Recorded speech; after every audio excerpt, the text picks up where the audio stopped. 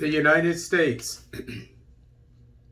Military commanders asking Biden to station commandos in Somalia as militant threat worsens. This article is taken from the Wall Street Journal.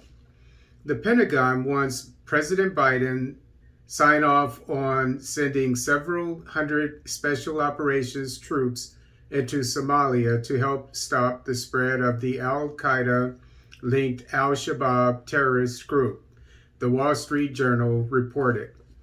Defense leaders want Biden to reverse orders made by then President Trump in his final days in office when he directed roughly 700 Army Green Berets, Navy SEALs, and Marine Raiders to withdraw from bases in Somalia, administration officials told the Journal. The Commandos, who had been training local fighters to defend against al-Shabaab, were mostly moved to nearby Djibouti and Kenya. Now, the U.S. military wants the White House to move those forces back to Somalia, the official said.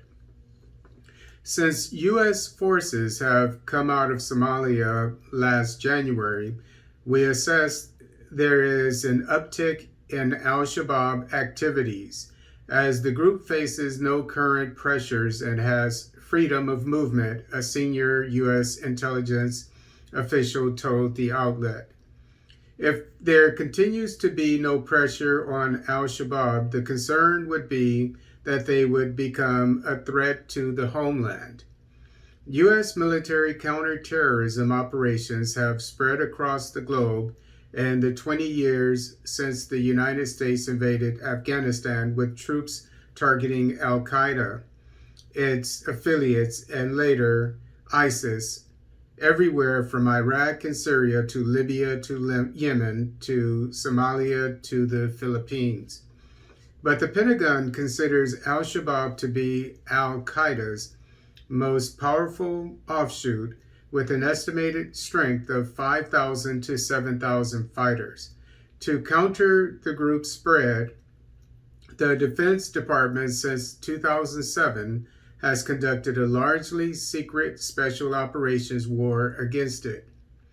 That special operations war was largely delegated to the skies after Trump's last-minute order, with airstrikes becoming the de facto way to beat back al-Shabaab.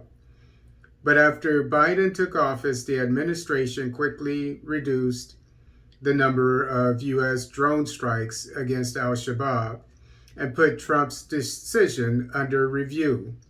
During the assessment, which was part of a larger look at where to redistribute U.S. forces overseas, U.S. commandos were allowed to visit Somalia to train the local elite fighters unit.